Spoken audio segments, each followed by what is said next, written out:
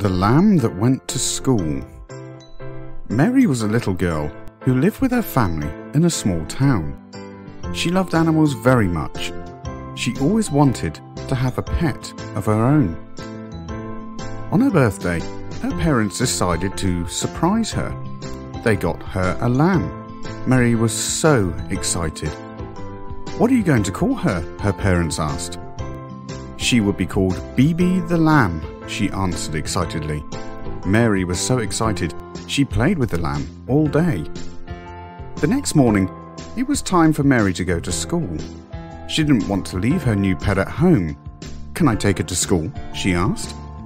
But her parents said no, because it was against the rules. Mary decided to sneak Bibi out of the house and take her to school with her.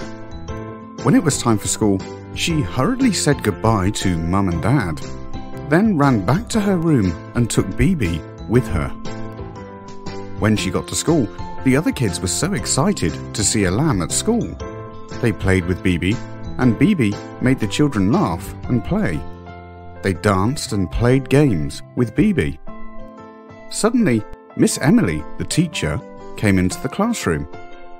"Why do we have a lamb in school?" she asked surprisingly. "Bibi is my pet," Mary replied. But the teacher told her it was against the rules, and she sent Bibi out of the classroom. Poor Bibi was outside the classroom and lonely. She was very bored, and so she wandered off. When school was over, Mary rushed outside to take Bibi home, but she was missing. Mary was so sad. She looked everywhere for Bibi, but couldn't find her. She was terrified.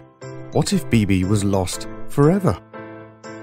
She was hungry, but didn't want to go home till she found her. And so, Mary searched everywhere. She went around the school, went to the malls, and even to the woods, but Bibi couldn't be found. Finally, she decided to go home. As she got to the door, she met Mum, Dad, and Bibi waiting for her outside.